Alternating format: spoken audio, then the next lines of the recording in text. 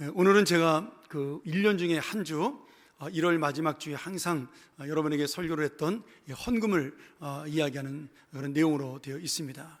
그래서 항상 제가 1월 마지막 주에는 헌금의 의미, 그 다음에 헌금의 사용, 또는 헌금이 우리에게 주는 은혜, 이런 내용들을 쭉 설명을 하고 있는데요.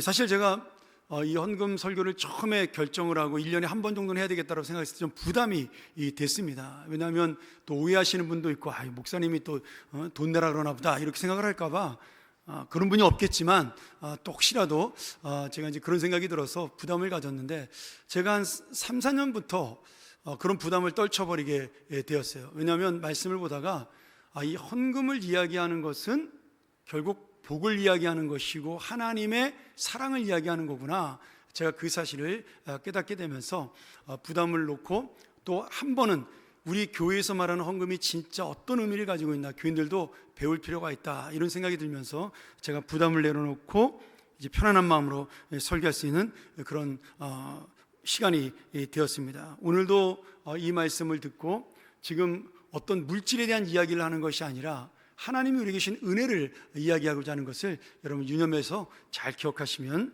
좋겠습니다. 오래전에 읽었던 책에서 우리 인도에서 한 100여 년 전 선교했던 목사님, 그 선교사님의 이야기를 제가 여러분에게 잠깐 시작하면서 전하고자 합니다. 지금은 그런 일이 없어졌지만 예전에 그 인도에서 힌두교를 믿던 사람들 중에는 그 자신의 아들을 잡아서 그 인도의 젖줄이라고 불리고 어머니의 강이라고 불리는 그 겐지스 강에다가 아이들을 던져서 그 힌두교 신에게 바치는 그런 풍습이 있었습니다. 그런 풍습들을 없애기 위해서 애를 썼지만 사실은 몇백 년 동안 내려온 풍습이 없어지기는 쉽지 않은 거죠. 그 미국의 선교사님이 그날도 이 강둑 겐지스 강가에 가서 전도하기 위해 갔는데, 어떤 여인 한 분이 두 아이의 두 아들의 손을 잡고 그 강둑으로 걸어오는 것을 발견하게 되었습니다. 한 아이는 아주 잘생긴 그러한 아이였고, 한 아이는 눈을 보지 못하는 그런 시각장애자 아이였습니다. 직감적으로 이 선교사님이 이 여인이 이 아들들을 지금 이 신에게 바치러 또 오나 보다, 그러면서 그 여인에 다가가서 물어보고 그렇게 하지 말라고 말렸지만, 그 여인은 자신을 방해하지 말라고 단호하게 외치고 그 아이들 데리고 이제 강으로 가게 된 것이죠. 몇 시간이 지난 다음에 선교사님은 그 아이들이 궁금하기도 하고 걱정되기도 해서 다시 그 강가로 나가게 되었습니다. 그랬더니 역시나 아니나 다를까 그 여인이 한 아이의 손만을 잡고 그 강가를 걸어오고 있는 것이었습니다. 다른 아이를 제물로 바친 것이죠. 그런데 그 선교사님이 가만히 보니까 놀랍게도 지금 그 여인이 손을 잡고 걸어오는 아이는 시각장애인이었던 아들이 아니라 아주 훤칠하게 잘생겼던 그러한 아이였습니다. 그러니 지금 이 시각장애인 아이를 손을 붙잡고 오는 그 모습을 보니까 이 선교사님이 깜짝 놀라서 물어보게 된 것이죠. 아니, 왜 당신은 이 장애인 아들을 놔두고 그 잘생긴 아들을 너희의 신에게 바쳤냐, 이렇게 물어보게 되었습니다. 그랬더니 이 여인이 이렇게 대답을 해서 선교사님이 깜짝 놀라게 됩니다. 선생님, 미국에서 당신이 믿는 하나님은 어떤 분인지 모르겠지만 우리가 믿는 이 힌두교의 신은 우리에게 최선의 것을 원하고 기대하는 분이라고 우리가 믿고 있습니다. 그러니 내가 가장 좋은 아이, 최선의 아이를 드려야 나도 더 좋은 것을 받지 않겠습니까? 내가 어떻게 장애아를 바치면서 좋은 것을 받기를 원하겠습니까? 이렇게 대답을 했다는 겁니다. 이 선교사님이 헛된 신을 믿으면서도 최선의 것을 드리기 원하는 그 여인을 바라보면서 그것이 옳은 것이든 틀린 것이든 나는 정말 참된 신이신 하나님 앞에 이러한 진실한 마음이 저 여인보다 더 큰가에 대한 고민을 했다, 그런 글을 남긴 적이 있습니다. 오늘 여러분, 우리의 마음도 마찬가지입니다. 오늘 이 말씀을 들으면서 지금 우리 목사님이 헌금하라 그 얘기가 아니라 내가 지금 얼마나 하나님의 은혜를 받은 자인가를 놓치지 마라, 그런 의미로, 그리고 그런 하나님에게 내가 어떻게 감사할 것인가를 생각하는 그런 귀한 시간이 되기를 간절히 축원합니다. 오늘 말씀은 민수기 7장 10절부터 83절까지 이어지는 성막을 짓고 그 성막 앞에 모든 지파와 대표들이 나와서 하나님 앞에 봉헌의 예물을 드리는 그런 내용으로 70절이 넘게 구성이 되어 있습니다. 사실 이 말씀을 읽으면 굉장히 지루합니다. 왜냐하면 유다 지파에서 시작된 이 봉헌 예물을 드리는 이 장면들은 마지막 12번째 지파인 납달리 지파에 이르기까지 12일 동안 똑같은 내용을, 사람의 이름만 바뀌고 지파의 이름만 바뀌고 제물도 똑같고 내용도 똑같은 것이 70절이 넘게 기록이 되어 있습니다. 제가 대학 때 구약개론 시간에 저희가 매주마다 성경 시험을 봤습니다. 신학생들이 성경을 공부는 하는데 잘 읽질 않으니까 교수님이 매주 창세기 한 주씩 이렇게 해서 시험을 봤는데 5문제를 내요. 그러면 한 장에 한 구절을 읽으면 그것이 몇 장이 있는지를 맞추는 그런 시험입니다. 사실 쉬운 시험은 아닌데 연속 3번에서 3개 이상 틀리면 바로 F를 받습니다. 그러니까 시험 공부 때문이라도 성경을 열심히 읽는데 제일 어려웠던 것이 레위기하고 민수기였어요. 물론 신명기도 어려웠습니다만 똑같은 내용이 계속되잖아요. 계속 제사 이야기, 율법 이야기. 근데 특별히 제가 읽다 보니까 7장이 예전에 공부했던 생각이 나요. 만약에 이 7장의 내용에서 시험이 나오면 이걸 어떻게 맞출 수 있을까, 그 고민을 했던 기억이 납니다. 왜냐하면 이런 이야기예요. 민수기 7장 12절을 한번 볼까요? 첫째 날에 헌물을 드린 자는 유다지파 암미나답의 아들 나손이라. 7장 18절, 둘째 날에는 이사갈의 지휘관 수알의 아들 느다넬이 헌물을 드렸으니. 또 쭉 내려가면 셋째 날에는 누가, 넷째 날에는 누가, 똑같은 이야기로 80절 이상이 이어지고 있는 겁니다. 그래서 그때는 왜 이렇게 복잡하게 썼을까, 이런 생각을 해봤어요. 그냥 유다 지파가 드린, 암미나답의 아들 나손이 드린 모든 예물을 모든 지파가 동일하게 같은 예물로 12일 동안 12지파가 드렸다, 이렇게 쓰면 2절로 간단하게 끝나는 말씀을 그 똑같은 내용을 계속해서 사람의 이름과 지파만 바꿔서 기록을 하고 있는 것입니다. 그래서 그때는 잘 몰랐는데 제가 목사가 된 다음에 성경을 좀 더 깊이 있게 바라보는 눈이 생기고 그 말씀을 읽다 보니까 하나님이 저에게 은혜를 주셨습니다. 어떤 은혜냐면 지금 이 예물 속에는 똑같이 12지파의 진실하고 정성 어린 마음으로 드린 그 믿음을 보여주기 위한 교훈의 말씀이다, 이런 생각이 든 겁니다.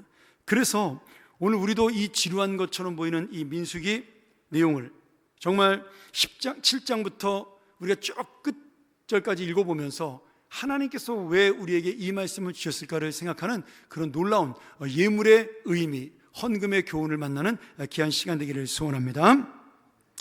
첫 번째로 헌금은 하나님의 은혜에 대한 감사의, 헌신의 마음을 표현하는 것입니다. 각 지파가 드린 봉헌 예물을 보면 각 지파의 지도자가 솔선수범해서 하나님 앞에 예물을 드립니다. 그리고 12지파 전부 12일 동안 드린 예물의 내용과 양이 똑같아요. 저는 이것도 좀 의문이 들었어요. 여러분, 사람은요, 이게 하나님이 말씀하시는 핵심보다는 내가 관심 있는 부분의 말씀의 의미를 찾으려고 합니다. 죄송합니다. 제가 좀 물질의 욕심이 많나 봐, 관심이 많나 봐요. 지금 왜 유다 지파나 에브라임 지파는 다른 지파보다 훨씬 더 숫자도 많고 재산도 많은데 그 지파가 드린 예물이나 저 단지파나 납달리 지파나 조그만 지파가 드린 예물이나 왜 내용이 똑같지? 많이 가진 지파가 많이 드리고 적게 가진 지파는 적게 드리는 것이 정상이 아닌가, 저도 그런 생각을 했었거든요. 이게 뭐냐면 사람은 뭐에 관심이 있다라는 거예요? 물질의 양에 관심이 있는 겁니다. 근데 이 말씀은 지금 물질의 양에 핵심을 둔 것이 절대 아닌 거예요. 무슨 말이냐 하면, 지금 오해하시면 안 되는데, 모두가 한 마음으로 자원해서 내가 할 수 있는 한도 내에서 최선을 다해 드리는 그런, 다시 한번 감사하는 마음을 강조하고 있는 것입니다. 자, 큰 지파가 많이 드려야 된다, 이것이 인간의 합리적인 생각이에요. 근데 주님은 그것을 말씀하기 위한 것이 아니라 지금 이 12지파가 받은 모든 은혜가 동일하다라는 겁니다. 유다 지파나 아니면 납달리 지파나 가장 숫자가 적은 지파나 가장 숫자가 많은 지파나 땅을 가장 많이 차지한 지파나 땅을 가장 적게 차지한 지파나 하나님이 그들을 사랑하는 마음도 똑같고 그들을 구원했던 은혜의 마음도 똑같고 그들은 모두가 동일하게 하나님의 은혜와 사랑을 받은 하나님의 백성이고 하나님의 자녀라는 사실을 강조하고 있는 것입니다. 그래서 모든 지파가 내가 드릴 수 있는 은혜의 한도 내에서 무리하지 않고 이 재물을 똑같이 받은 은혜를 하나님 앞에 똑같은 마음으로 드리게 된 것이에요.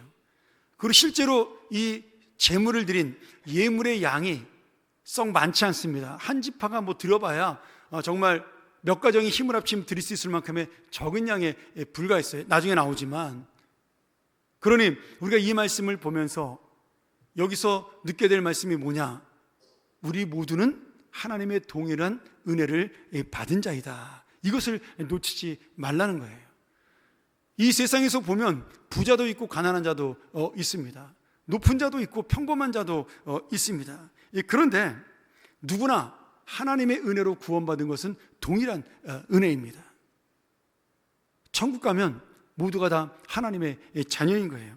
그래서 하나님께서 원하시는 것은 지금도 헌금의 액수나 양이 아니라 하나님의 은혜에 감사하는 마음이에요. 헌금은 단지 이것을 어떻게 하는 거예요? 외적으로 표현하는 행동일 뿐입니다.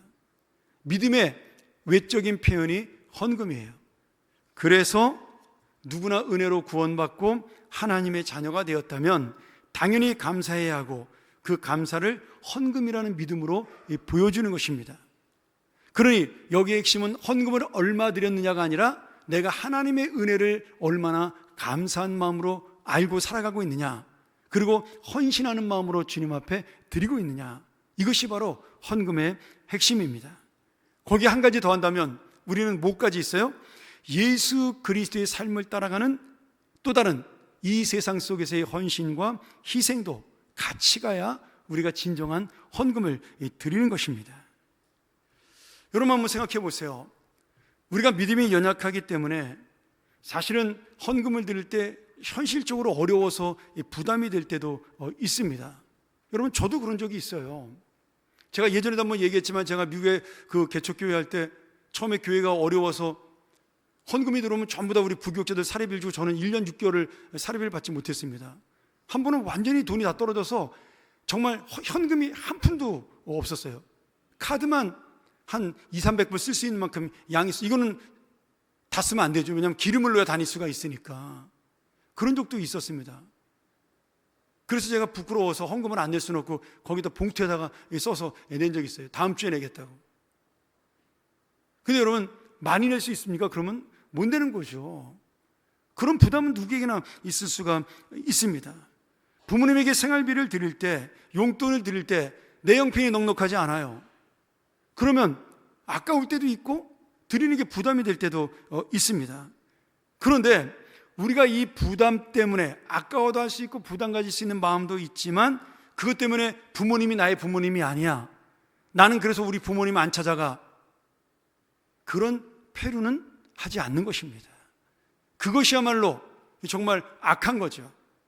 다만 내 형편이나 마음의 그 문제로 부담 때문에 적게는 드릴 수 있죠. 날짜는 다르게 드릴 수 있고 좀 늦춰서 드릴 수도 있고 금액은 좀 적게 드릴 수 있고 죄송하는 마음으로 드릴 수는 있지만, 그러나 우리가 그것 때문에 부모를 버리는 것은 아니라는 거예요.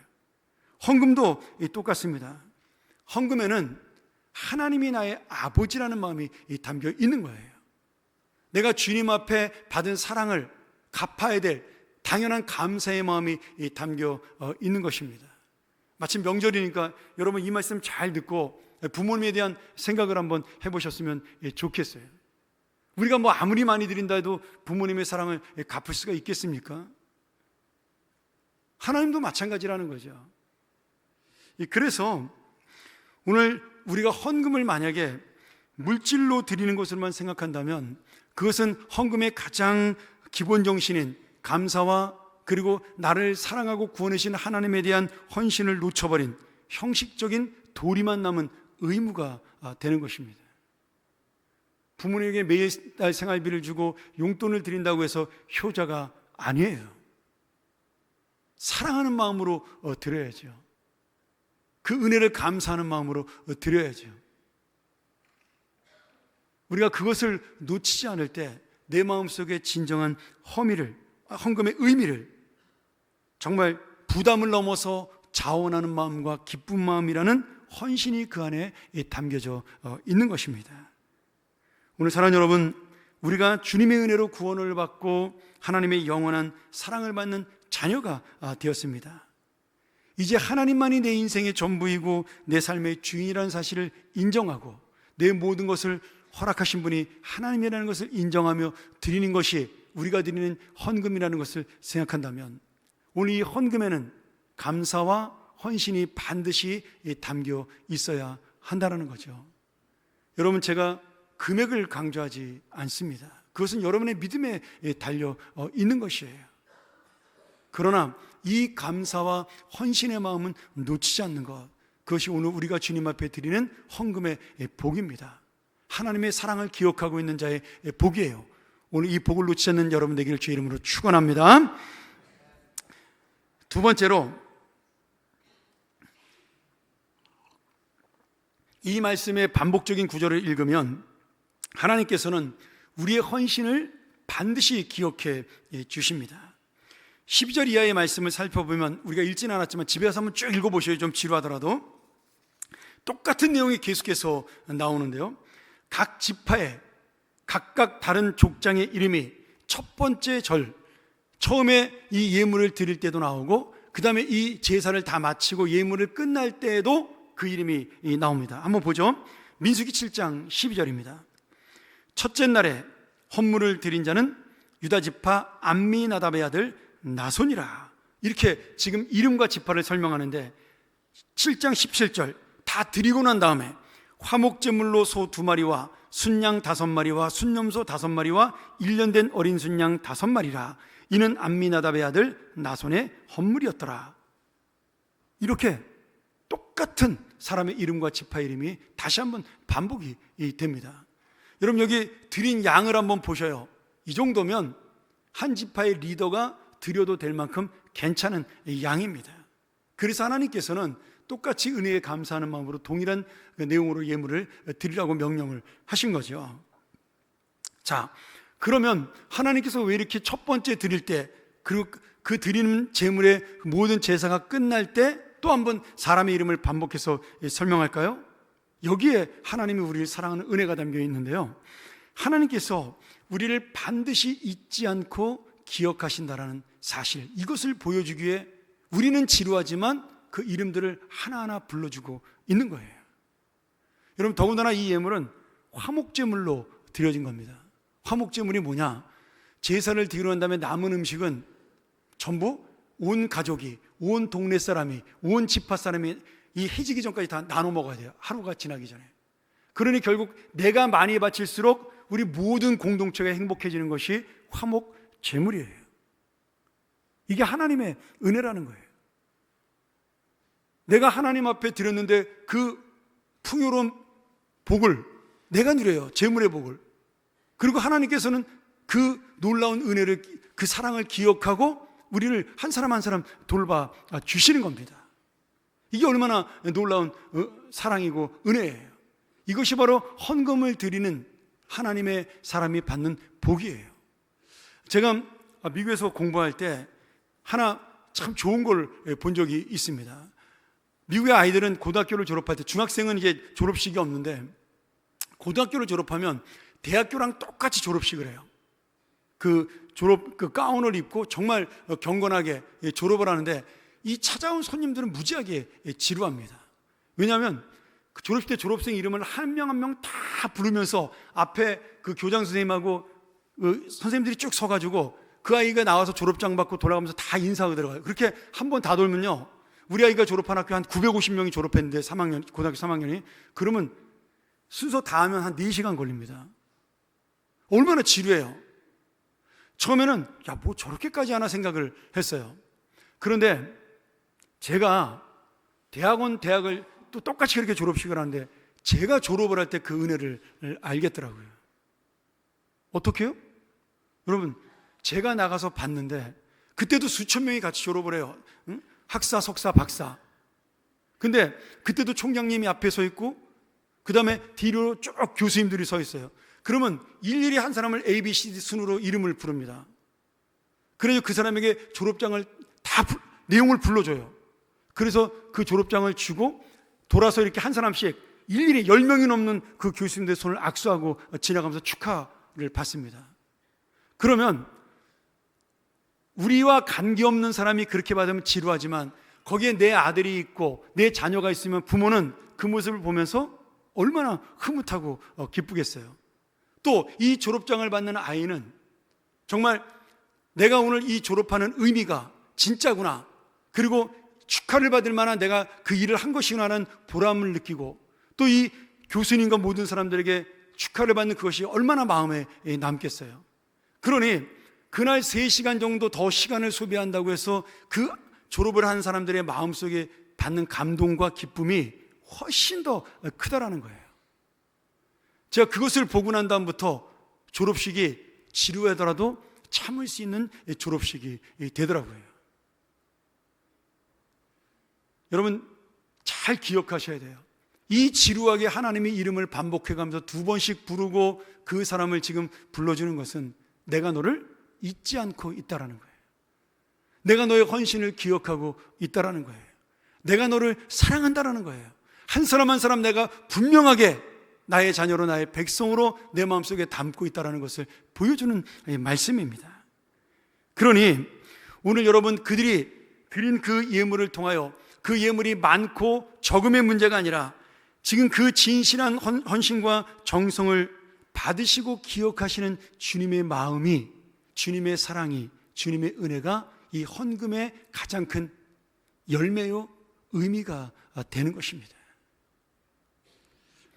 이스라엘 백성은 400년 동안 평생 애굽의 노예로 살았습니다.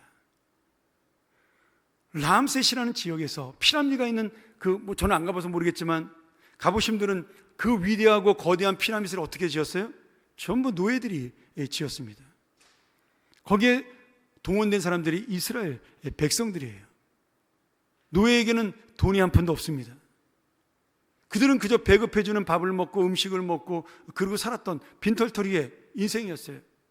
그런데 하나님이 그들에게 은혜를 주셔서 자유를 주고, 그리고 하나님의 백성이 되게 하시고 제사장의 나라로 세워 주셨습니다. 빈털터리였던 그들이 광야로 나갈 때 애굽 백성들의 마음을 감동시키고 두려움을 줘서 그들이 갖고 있는 모든 것들을 다 거저 어여나가라고, 빨리 가라고 그들에게 많은 보석들을 선물로 주었습니다. 우리는 이것을 하나님이 애국과의 전쟁에서 승리한 전리품이라고 그렇게 해석을 하죠. 그리고 지금 드리고 있는 이 예물들이 바로 그렇게 해서 하나님의 은혜와 능력으로 받은 예물들을 하나님께 다시 드리고 있는 겁니다.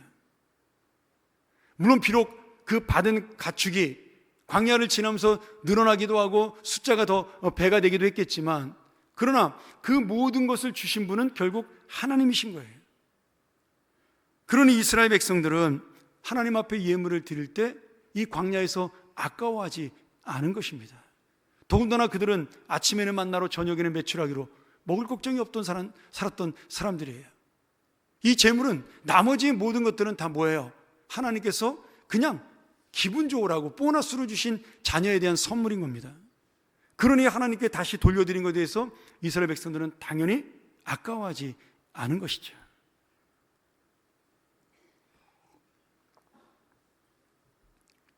여러분, 모세가 율법에 있어서 이 제사를 설명할 때 그런 의미로 제물의 양에 대한 설명을 하지 않습니다. 왜? 모든 게 다 하나님의 것이기 때문에 그렇습니다. 그것을 인정하고 아는 자만이 바른 예물을 드릴 수 있기 때문에 믿음을 가르쳤지, 예물에 대한 그런 양에 대한 내용을 가르치지 않은 것이에요. 오늘 저의 말씀도 마찬가지입니다. 여러분, 지금 제가 헌금에 대한 설교를 하고 있지만 헌금이 아니라 하나님의 은혜를 여러분이 알고 있어야 된다는 말씀이에요. 오늘 우리도 죽을 수밖에 없는 죄인이었고 아무것도 없이 빈손으로 태어났던 그런 은혜받은 인생입니다. 예수 그리스도의 은혜가 없었으면 죽을 수밖에 없는 영원한 죄인이었어요. 그런데 하나님의 자녀가 되었고, 그리고 하나님의 영원한 생명을 받은 그러한 값진 인생으로 변화가 되었습니다. 이 땅에 빈손 들고 온 우리를 이렇게 좋은 인생으로 만들어 주신 거예요.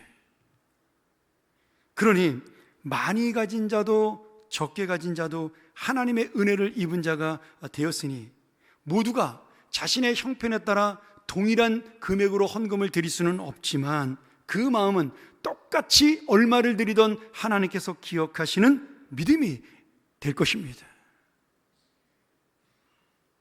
이것이 바로 헌금의 바른 정신이고 하나님의 사랑입니다. 그러니 우리가 헌금을 드리며 어떤 면에서 이것을 드리면 더 많이 주실 거야, 사실 이런 마음으로 드리는 것은 성경적인 것은 아니에요. 그것은 이방신을 믿는 우상의 제물에서 나온 전통입니다. 왜냐하면 헌금에는 하나님의 은혜를 기억하는 감사와 헌신의 마음만 있습니다. 거기에 또 하나 더한다면 드리는 기쁨이 있어요. 그리고 주님께서 진실과 정성을 다해 헌금을 받으시며 기뻐하시고 기억해 주십니다. 그러니까 헌금은 뭐예요? 우리의 기쁨과 하나님의 기쁨이 딱 만나는 그러한 외적인 믿음의 표현인 거예요. 그래서 우리가 예배 시간에 동일한 은혜로 하나님 앞에 찬양과 기도와 말씀과 헌금과 성례가 이 예배의 5요소로 남는 것입니다. 내가 하나님 앞에 찬양을 드리면 그 영광이 하나님과 나와 만나는 거예요. 우리의 드리는 기도가 하늘의 그 놀라운 기도의 자리에 응답이 되면 하나님과 내 마음이 만나는 것이에요. 우리의 말씀이 순종하는 마음으로 주님 앞에 설 때 그 말씀을 통해 나와 하나님이 하나의 마음을 가지게 되는 것입니다. 헌금이 진실한 정성으로 드릴 때 그 정성이 하나님을 기쁘게 하고 내 마음을 기쁘게 하는 하나님과 하나 된 마음이 되는 거예요. 우리가 매주 드리지 못하지만 성례가 바로 그런 것입니다. 내가 성찬을 통해 예수 그리스도를 기념하고 주님처럼 살아갈 때 그것이 예수 그리스도의 마음과 내가 하나가 되는 것이에요. 그래서 이 헌금은 주님이 기억할 수밖에 없는 우리의 마음이 되는 것입니다. 이 헌금의 가장 큰 열매는 뭐예요? 하나님이 우리를 기억하시는 거예요. 더 많은 것으로 주시는 게 아닙니다. 물론 더 많은 것을 주실 때도 있죠. 각자마다 다르죠. 그거는 하나님의 마음이시고요. 진짜로 하나님이 우리에게 주고 싶은 것은 내가 오늘도 너를 기억하고 있다예요. 내가 너의 마음을 지금도 알고 있다예요. 내가 너의 사랑을 알고 있다라는 그것이 하나님이 우리에게 헌금을 통해 주시는 가장 큰 열매요 은혜입니다. 그래서 이방의 우상에게 드리는 예물과 하나님께 드리는 헌금에는 큰 차이가 있어요.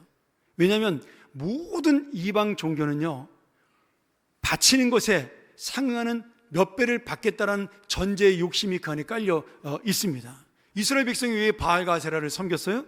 더 많은 것을 얻기 위해서. 그렇잖아요. 농경신이라고 생각했던 헛된 신 바알, 다산의 신이라고 믿었던 헛된 신 아세라, 얘네들에게 바치면 더 많은 자녀로, 더 많은 곡식으로 준다라고 그렇게 오해를 했기 때문에 그들은 그 마음으로 욕심으로 드린 거예요. 결국 우상이라는 것은 여러분 믿음으로 나온 것이 아니라 욕심에서 비롯된 것입니다. 그래서 거기에는 도덕이 없고, 그리고 거기에는 순결함이 없어요.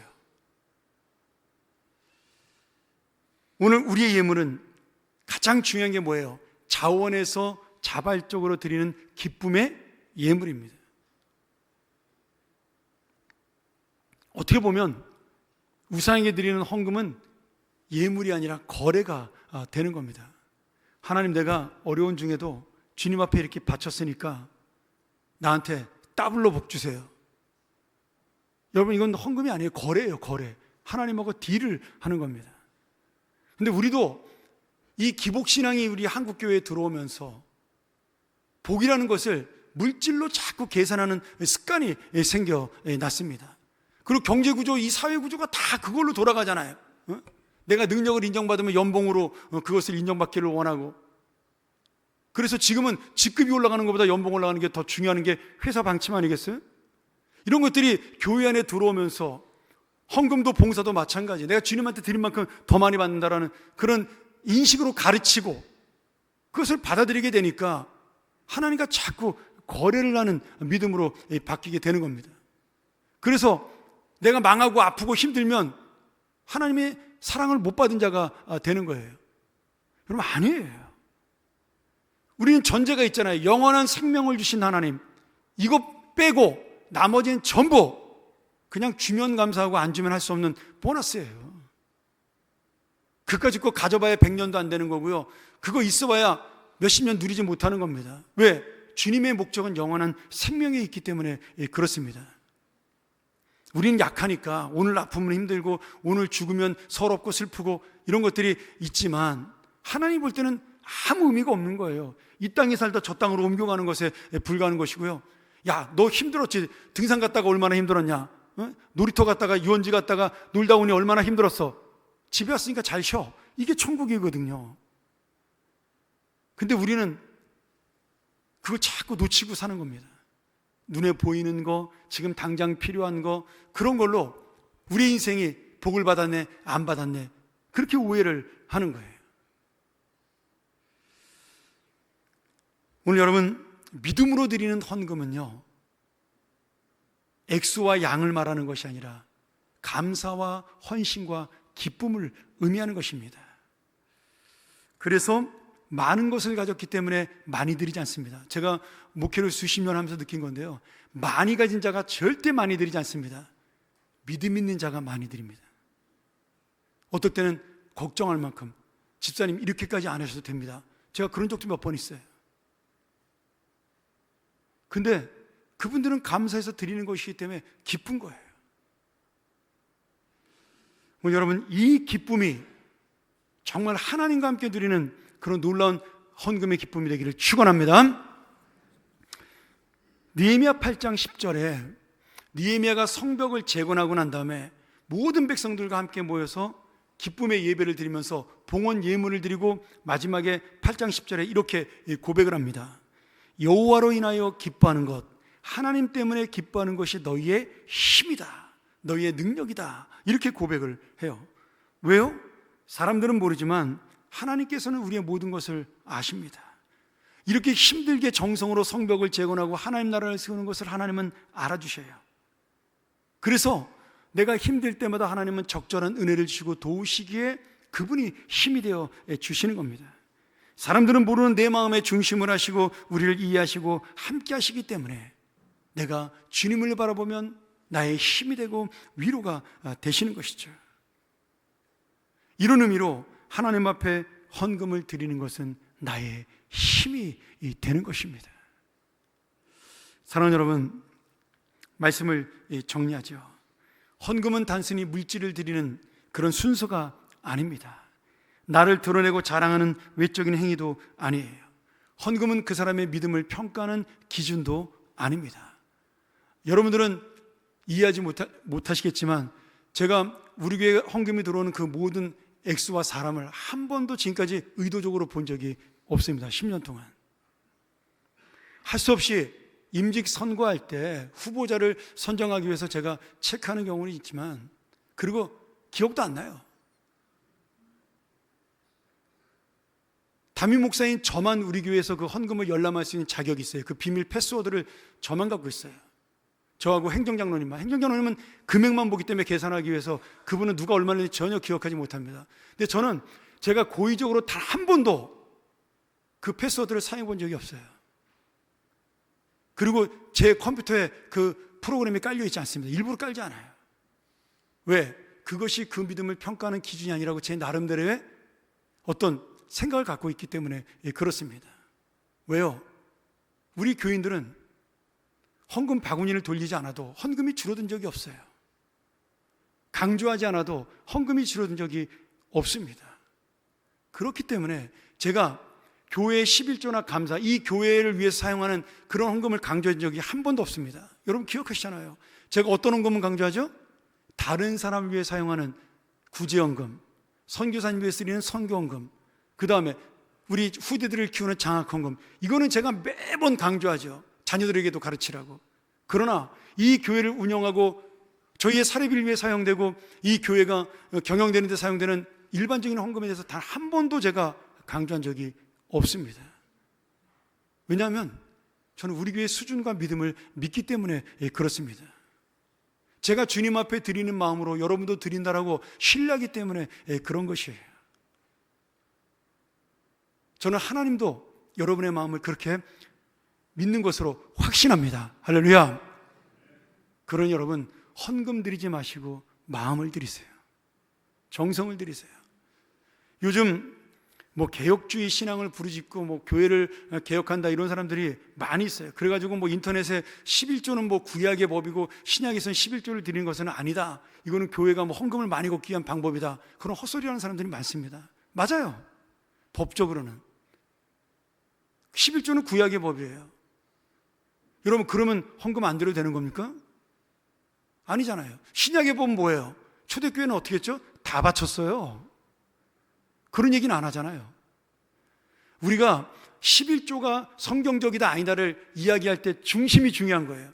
내가 헌금이 아까워서 그 얘기하는 건 도둑놈이죠. 다만 하나님의 법대로 정직하게 하기 위해서 교회가 바른 길로 가야 된다 그래서 11조를 내지 말고 더 많이 내야 된다 이렇게 얘기하면 그건 진짜죠. 여러분 11조를 안 낼 거면 11조보다 더 많이 내야지 그 말의 의미가 맞는 겁니다. 하나님 앞에서. 그 마음의 중심이 아까워서 그런다면 그거는 도둑질인 거예요. 근데 사람은요 절대로 하나님이 원하시는 방향으로 가지 않습니다. 사람은 자기의 욕심으로 가는 것이 당연한 거예요. 그래서 하나님께서 우리에게 교회 제도로 11조를 만들어서 교인들에게 그 울타리를 쳐준 거예요. 우리가 이 욕심의 선을 넘어가지 못하도록. 여러분 감사해야 돼요. 하나님은 이렇게 우리의 연약함을 아시는 겁니다. 제가 여러분에게 헌금 많이 내라고 이런 소리 하는 것도 아니고요. 사실 많이 내면 좋죠. 근데 제가 갖는 것도 아니잖아요. 여러분 헌금이 늘어난다고 제 사례비 늘어나지 않습니다. 그냥 우리 교회는 물가 지수에 따라 올리는 거예요. 그러니 아무 상관이 없어요. 사실 또 헌금의 액수가 줄어든다고 저희 교회 장로님들이 제 사례비를 깎지도 않습니다. 저하고 아무 상관이 없는 거예요. 이 헌금은 어떻게 보면. 다만 좀 죄송하고 많이 주시면 감사하고 적게 주면 제가 목회 잘 못해서 그러나 봐 죄송한 마음은 있겠지요. 그래서 이 헌금 설교도 제가 당당하게 할 수가 있는 겁니다. 오늘 여러분 기억하셔요.